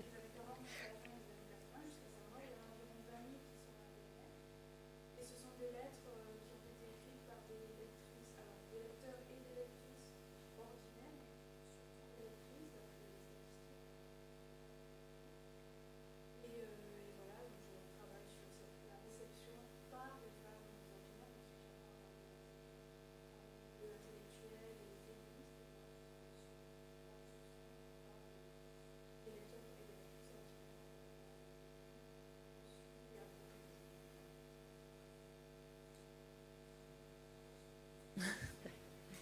Merci. Est-ce qu'il y a d'autres questions? Oui. Bonsoir. J'aurais deux questions. La première, vous avez cité dans votre exposé trois chapitres qui, par la polémique, ont orienté la deuxième vague. Est-ce que dans le féminisme actuel, il y aurait des chapitres du deuxième sexe qui n'ont pas, soit qui ont inspiré le féminisme actuel, soit qui ne sont pas encore traités et qui mériteraient d'être traités? Et ma deuxième question, ça relie vos deux compétences. On est souvent en confrontation entre l'Amérique et l'Europe, la France, parce qu'aujourd'hui, les deux féminismes se sont rejoints. Enfin, je ne sais pas si vous avez une réponse à ça. On commence par la première question. Oui, sur les chapitres, c'est toujours a posteriori qu'on peut dire ça. Hein. Donc, là où elle annonce des choses aussi, on peut voir dans le deuxième sexe un petit peu des embryons des futures études féministes, ou qu'on appelle aujourd'hui des études de genre, puisque toute cette analyse qu'elle fait de l'histoire, de l'anthropologie, du marxisme, de la psychanalyse, qui n'est jamais qu'une relecture de ces sciences ou de ces savoirs à travers la grille féministe, c'est aussi ce qu'ont fait les études féministes qui ont surgi dans le sillage du MLF dans les années 80-90, dans les départements de lettres. Alors là, avec plus peut-être une tendance proche d'Hélène Cixous, en tout cas pour Paris 8, mais voilà, en sociologie, en histoire, où finalement elle a défriché un petit peu le terrain. Donc après, je ne pense pas qu'on découvre encore que peut-être des choses qu'elle aurait annoncées avant l'heure. Il y a quand même des enjeux aujourd'hui qui sont très forts et qui ne se posaient pas en 49, et notamment l'enjeu de la laïcité. Parle très très peu de... alors elle parle évidemment des mythes, hein, la Vierge Marie, des choses comme ça, mais bon, c'est une critique, on va dire, classique du catholicisme. Mais tous ces enjeux qui divisent fortement les féministes aujourd'hui sur le voile, la laïcité pure ou pas dure, enfin bon, tout ça, c'est des choses que Simone de Beauvoir ne les a pas travaillées parce que ça ne se posait pas dans ces termes-là à ce moment-là. Sur la question excusez-moi, convergence ou pas, ce que l'histoire nous dit, c'est qu'il y a... c'est pour ça que j'ai posé la question des transferts, des échanges culturels, parce qu'en fait, ils existent dès le départ. Donc aux États-Unis, le mouvement pour les droits des femmes naît assez tôt, hein, dans les années 1830, 1840. 1848, c'est la première convention pour les droits des femmes. Et dès les années 1830, 1840 et un peu plus tard, il y a circulation des écrits entre militantes, alors qui ne se définissent pas. Le féminisme, le terme n'existe pas encore, mais il y a échange. Donc ces échanges existent toujours et ils continuent, ils ont toujours existé. Je pense que cette opposition, elle peut s'expliquer. Enfin, l'opposition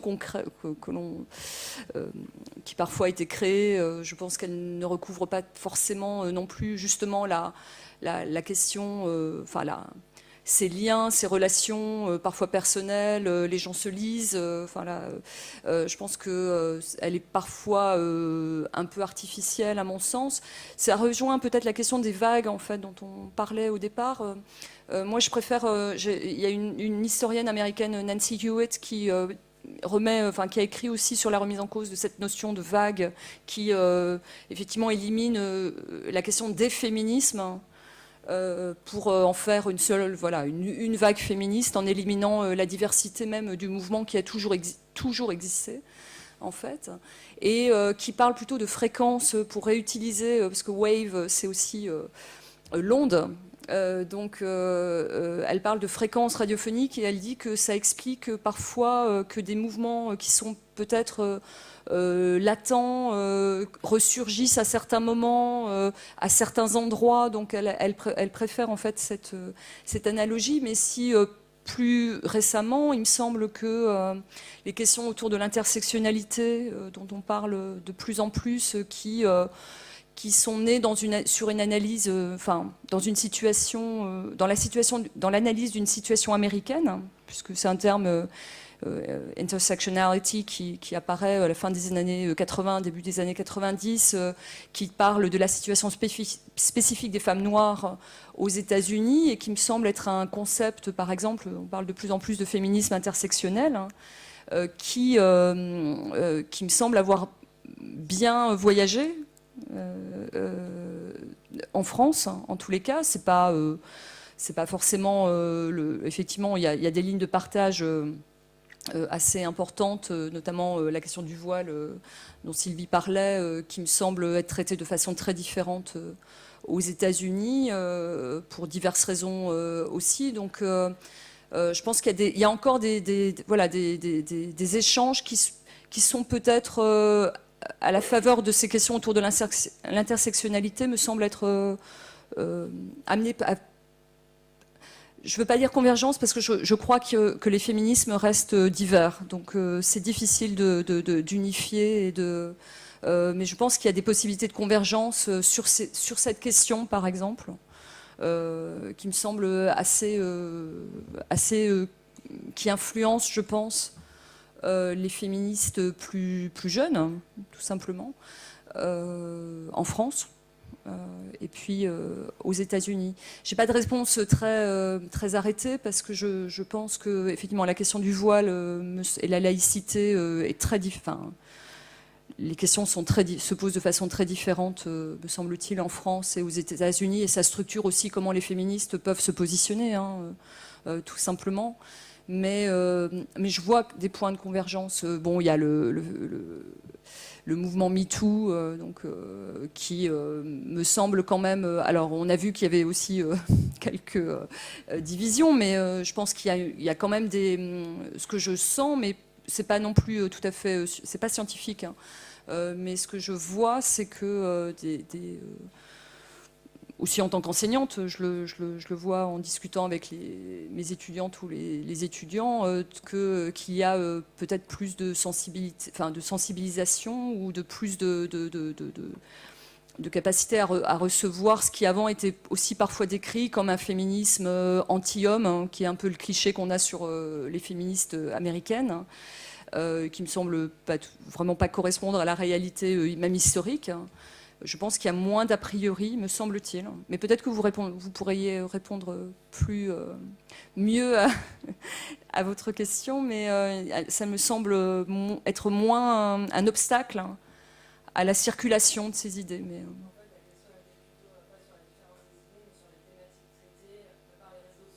oui.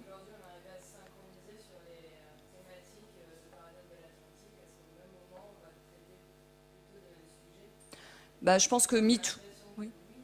Oui, moi aussi. Je pense que MeToo, c'est vraiment c'est le cas le plus évident. La question du harcèlement sexuel en général, qui a été remise en évidence aussi avec le juge à la cour, les auditions du juge à la Cour suprême récemment. Donc je pense que ça, oui. Je pense que effectivement les réseaux sociaux peuvent jouer un rôle. L'intersectionnalité aussi, je pense, parce qu'il y a des circulations sur ces questions-là, des convergences, me semble-t-il.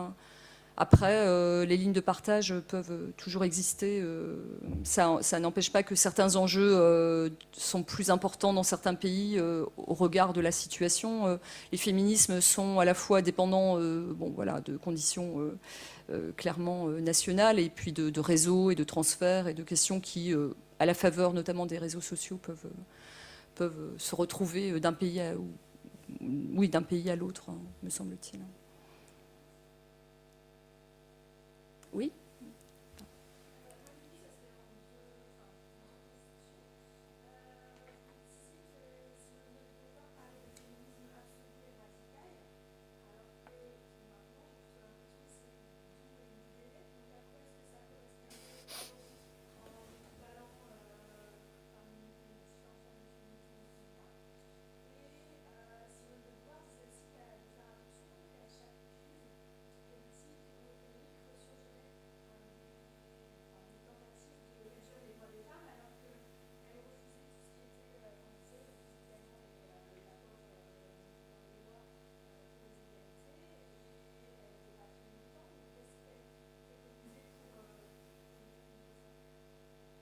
Ben, elle a évolué surtout, hein.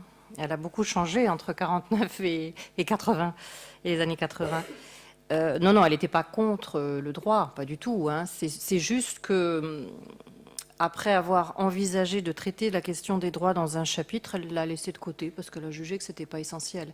Enfin, quand il y a eu, il y avait une diapo où je montrais, hein, quand il y a eu le premier ministère des droits des femmes avec Yvette Roudy, elle était une conseillère très importante. Elle a notamment conseillé le projet de loi contre le sexisme, hein, qui était calqué sur la loi antiraciste que Yvette Roudy a tenté de mettre en place, et puis ça n'a jamais pu avoir lieu parce que ça a levé plein d'oppositions, et notamment au Parlement, hein, donc c'était sûr qu'elle ne passerait jamais, cette loi. Donc elle n'était pas hostile.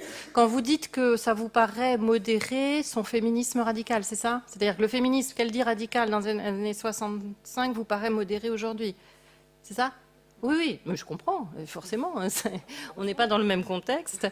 Non, mais quand elle dit radicale, et c'est là où voilà, elle a une posture qui est par rapport à cette question du singulier ou de l'universel.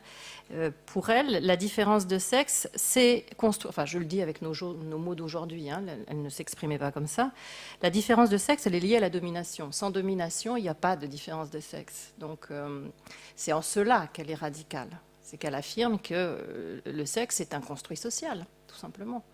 Donc en ce sens-là, elle est radicale. Et celles qui sont venues après elle sont allées beaucoup plus loin dans cette déconstruction. Qu'est-ce qu'il y avait d'autre comme question? Voilà.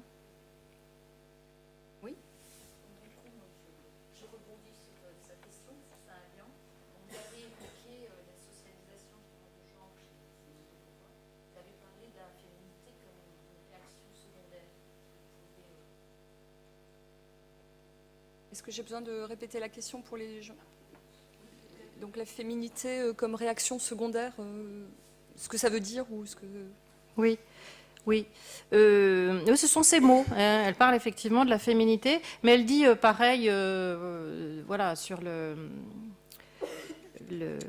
la question des Noirs aussi ou autre, c'est que effectivement, c'est devenir femme tout simplement.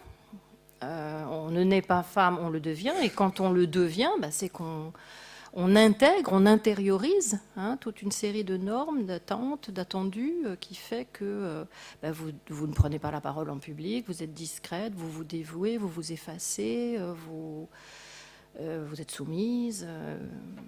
C'est ça la féminité pour elle. C'est une socialisation à la soumission en quelque sorte. Alors là encore, je prends des termes qu'elle n'aurait pas... Parce qu'elle, elle parle effectivement réaction secondaire à une situation.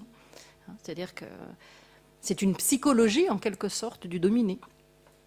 La féminité, c'est la psychologie du dominé. Et c'est pour ça qu'elle est dans un rejet absolu. Il n'y a rien à garder pour elle de la féminité. Tandis que pour les anti-beauvoiriennes, c'est ainsi que je les appelle, mais elles ne se désignent pas comme ça, il y a quelque chose de bon dans la féminité. Il y a une nature féminine qu'il faut absolument garder parce que ça peut contrebalancer le masculin qui est trop important dans nos sociétés. Et que cette différence des sexes, c'est la première altérité, c'est le premier pluriel et qu'il ne faut surtout pas le gommer. Donc il y a des vrais enjeux dans ces questions-là, il y a des vraies discussions.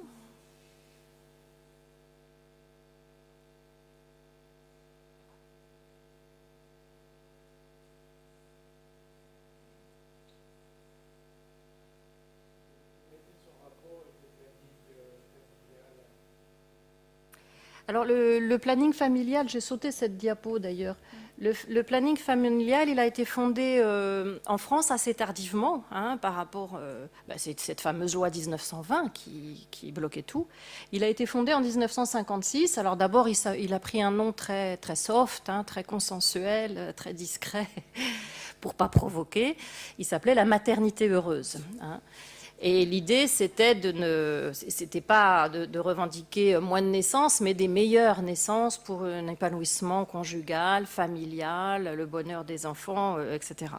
Celle qui a fondé ça en France, enfin elles sont deux, c'est Évelyne Sullereau et Marie-Andrée Lagroix-Veille-Allais, qui était une gynécologue et tout à fait scandalisée de ces grossesses subies et de l'impuissance du médecin face à ça, qui ne peut donner aucun contraceptif, y compris pour des femmes chez qui une nouvelle grossesse est dangereuse.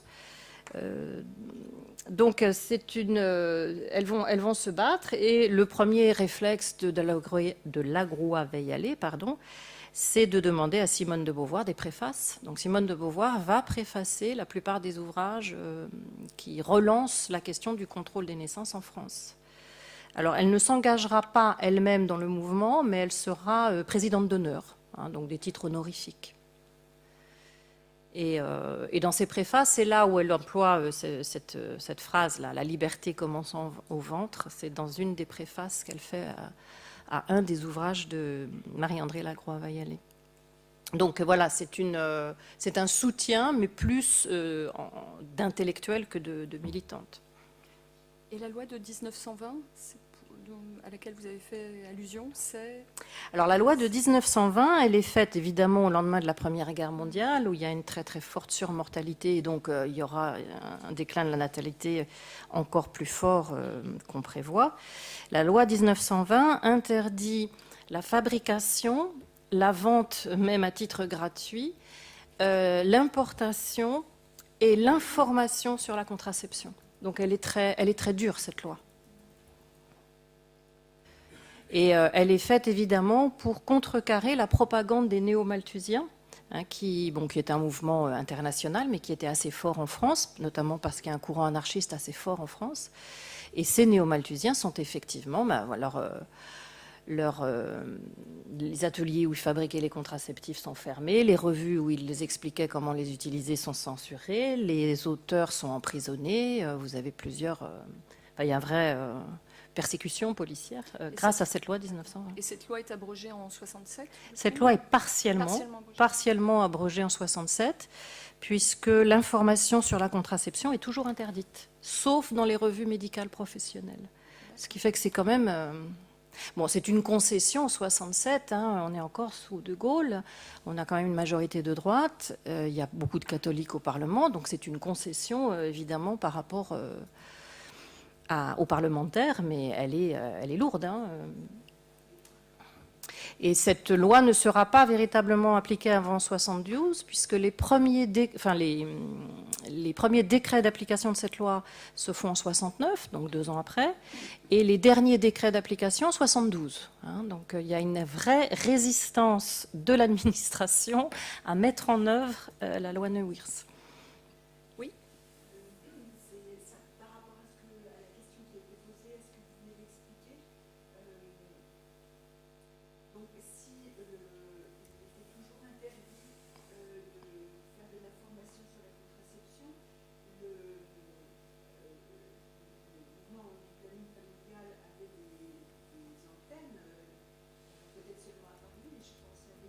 Non, oui, dans toute la France. Oui.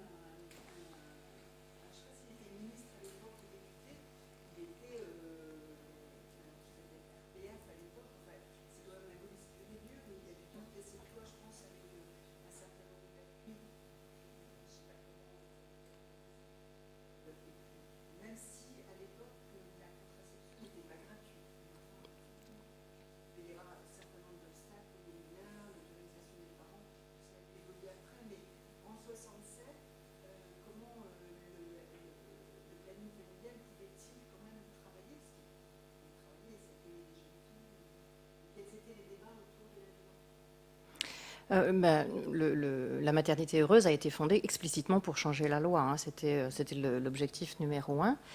Mais dans la prudence, effectivement, au départ, dans les publications, on ne dit pas concrètement qu'est-ce que c'est qu'une contraception.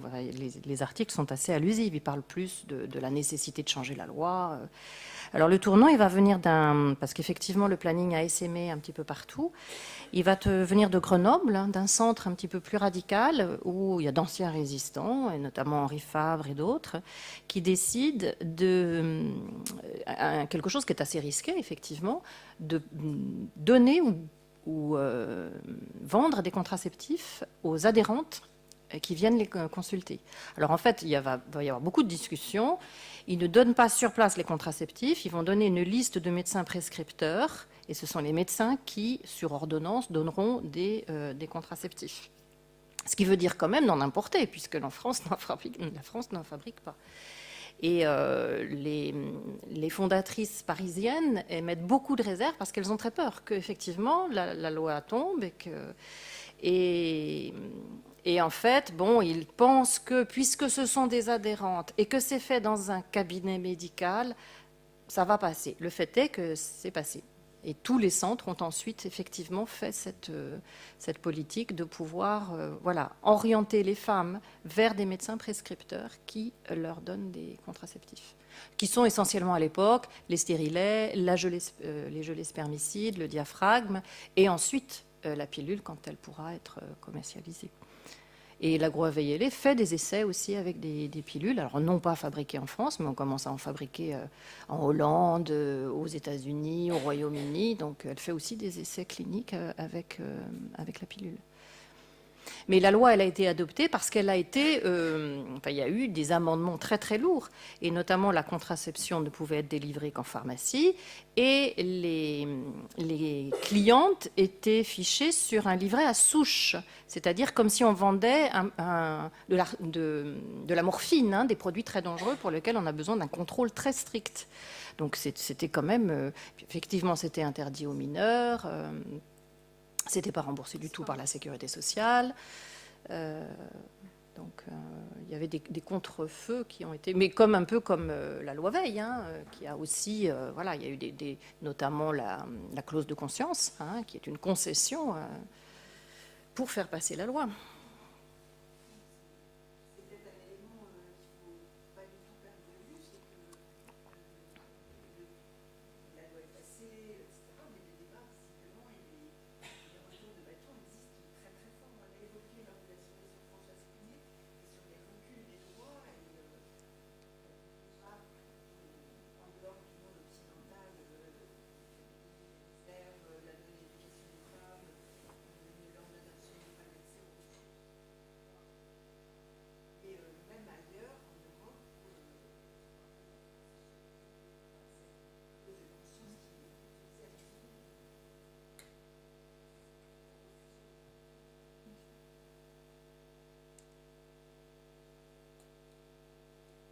En précisant que la majorité était à 21 ans. Oui, absolument. Jusqu'en 74. Donc, moi j'ai commencé à prendre la pilule en 61 ans et j'avais 19 ans. Et le caméltrophie, c'était de trouver un médecin qui vous la prescrive. Donc, on savait ça dans tous les enfants.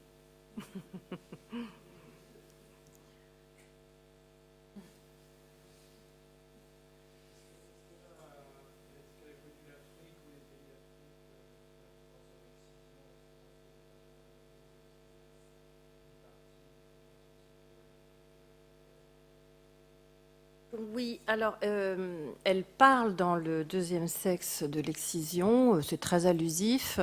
Et après, la question de l'excision surgit dans les années 70-80 en France, dans le mouvement féministe, porté par des Africaines notamment. Mais je n'ai pas connaissance qu'à ce moment, elle ait apporté un soutien ou autre. Enfin, peut-être, hein, je ne sais pas.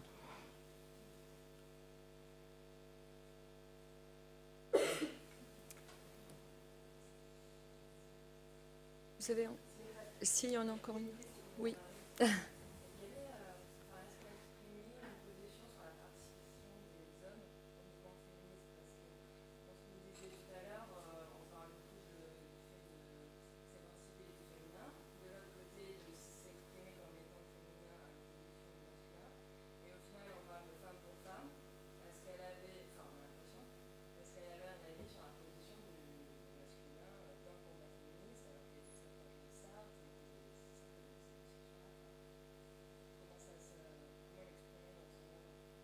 Alors, en fait, Simone de Beauvoir a été favorable au mouvement de femmes très tard.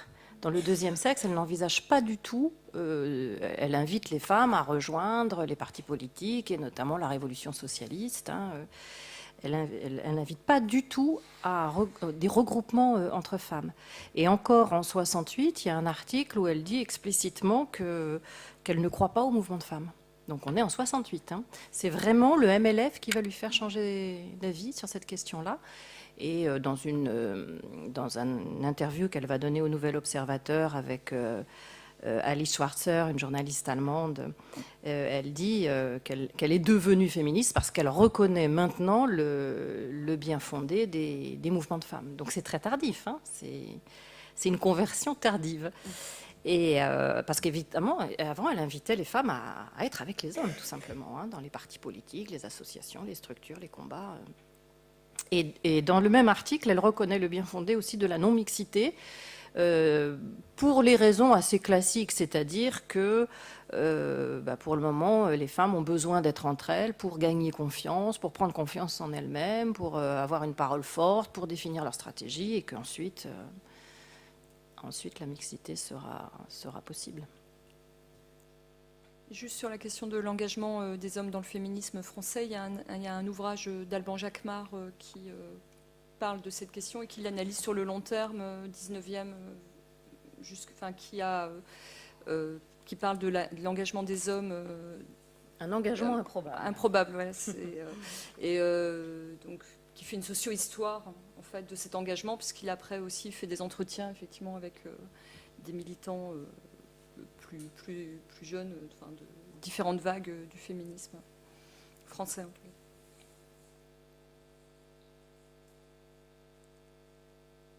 Est-ce qu'il est temps de lever la séance ? Je vais réjouir d'un engagement avéré, improbable. Je vous remercie. Merci beaucoup. Merci à notre public. Merci.